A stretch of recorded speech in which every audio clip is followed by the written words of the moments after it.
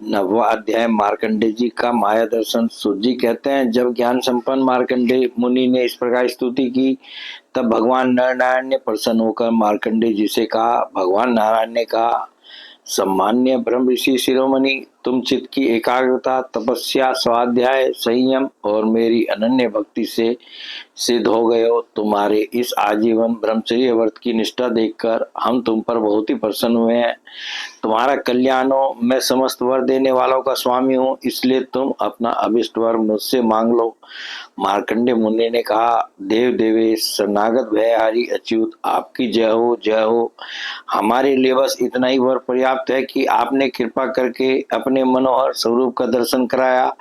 ब्रह्मा शंकर आदि देवगण योग साधना के द्वारा एकाग्र हुए मन से ही आपके परम सुंदर श्री चरण कमलों का दर्शन प्राप्त करके कृतार्थ हो गए हैं। आज उन्हीं आपने मेरे नेत्रों के सामने प्रकट होकर मुझे धन्य बनाया है।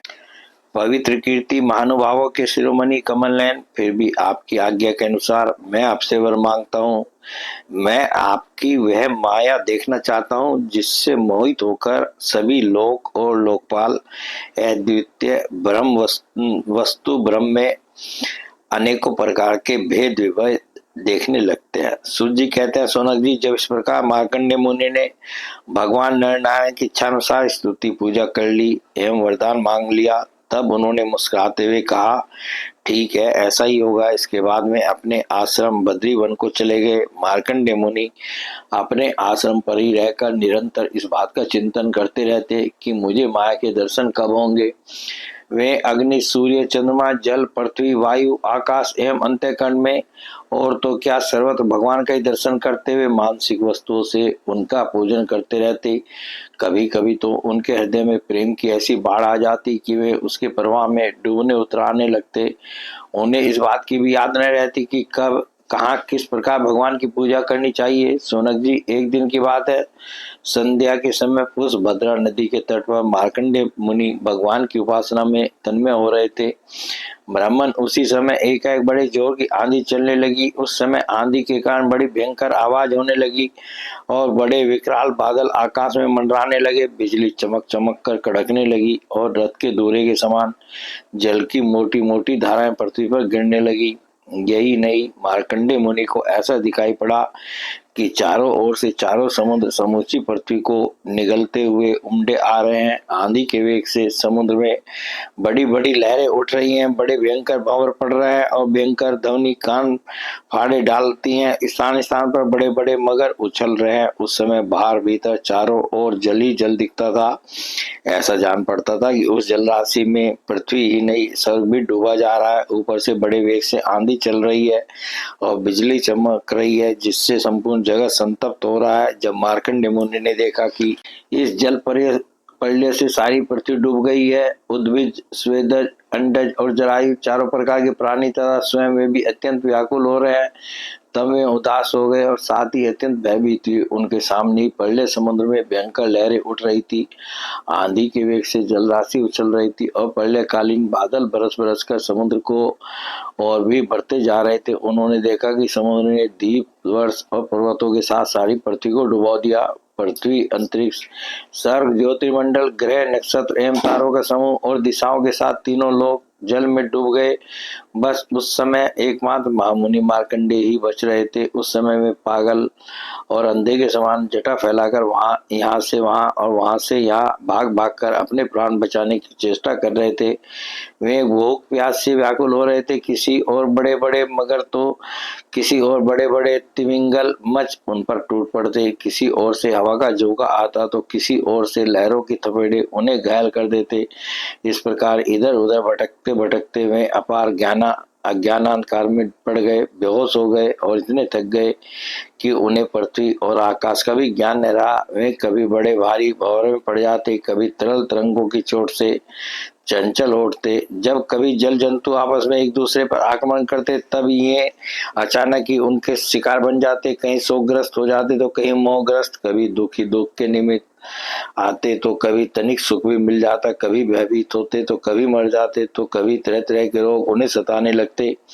इस प्रकार मार्कंडेय मुनि विष्णु भगवान की माया के चक्कर में मोहित हो रहे थे। उस प्रलय काल के समुद्र में भटकते भटकते उन्हें सैकड़ों हजारों ही नहीं लाखों करोड़ों वर्ष बीत गए। सोनक जी, मार्कंडेय मुनि इसी प्रकार प्रलय के जल में बहुत समय तक भटकते रहे। एक बार उन्होंने पृथ्वी के एक टीले पर एक छोटा सा बरगद का पेड़ देखा। उसमें हरे हरे पत्ते और लाल लाल फल शोभायमान हो रहे थे।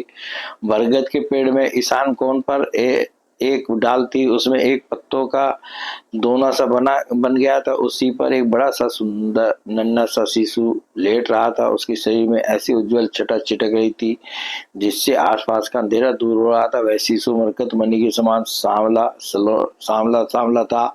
मुख कमल पर सारा सौंदर्य फूटा पड़ता था। गर्दन शंख के समान उतार चढ़ाव वाली थी। हाथी छाती चौड़ी थी। तोते की चोंच के समान सुंदर नासिका और भौहें बड़ी मनोहर थी। काली काली घुंघराली हल्के कपोलों पर लटक रही थी और श्वास लगने से कभी कभी हिल भी जाती थी। शंख के समान घुमावदार कानों में अनार के लाल लाल फूल शोभायमान हो रहे थे। मूंगे के समान लाल लाल होठों की कांति से उनकी सुधामयी श्वेत मुस्कान कुछ लालिमा मिश्रित हो गई थी। नेत्रों के कोने कमल के भीतरी भाग के समान तनिक लाल लाल थे। मुस्कान और चितवन बरबस हृदय को पकड़ लेती थी। बड़ी गंभीर नाभि थी। छोटी सी तोंद पीपल के पत्ते के समान जान पड़ती थी और सांस लेने के समय उस पर पड़ी हुई बलें और नाभि भी हिल जाया करती थी। नन्हे नन्हे हाथों में बड़ी सुंदर सुंदर अंगुलियां थी। वह शिशु अपने दोनों कर कमलों से एक चरण कमल को मुख में डालकर चूस रहा था। मार्कंडेय मुनि यह दिव्य दृश्य देखकर अत्यंत विस्मित हो गए। सोनक जी, उस दिव्य शिशु को देखते ही मार्कंडेय मुनि की सारी थकावट जाती रही।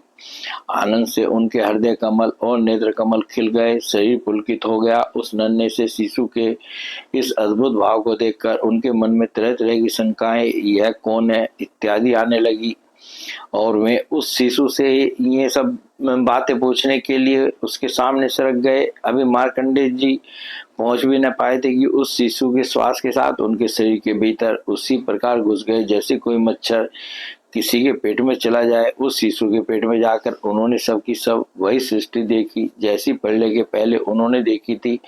वे वह सब विचित्र दृश्य देखकर आश्चर्यचकित हो गए। वे मोहवश कुछ सोच विचार भी न सके। उन्होंने उस शिशु के उदर में आकाश, अंतरिक्ष, ज्योतिर्मंडल, पर्वत, समुद्र, द्वीप, वर्ष, दिशाएं, देवता, दैत्य, वन, देश, नदियां, नगर, खाने, किसानों के गांव, अहीरों की बस्तियां, आश्रम, वर्ण, उनके आचार व्यवहार, पंच महाभूत, भूतों से बने हुए प्राणियों के शरीर तथा पदार्थ, अनेक युग और कल्पों के भेद से युक्त काल आदि सब कुछ देखा। केवल इतना ही नहीं, जिन देशों, वस्तुओं और कालों के द्वारा जगत का व्यवहार संपन्न होता है वह सब कुछ वहां विद्यमान था। कहाँ तक कहीं ये संपूर्ण विश्व न होने पर भी वहां सत्य के समान प्रतीत होते देखा। हिमालय पर्वत, वही पुष्पभद्रा नदी, उसके तट पर अपना आश्रम और वहां रहने वाले ऋषियों को भी मार्कंडेय जी ने प्रत्यक्ष ही देखा। इस प्रकार संपूर्ण विश्व को देखते देखते ही वे उस दिव्य शिशु के श्वास के द्वारा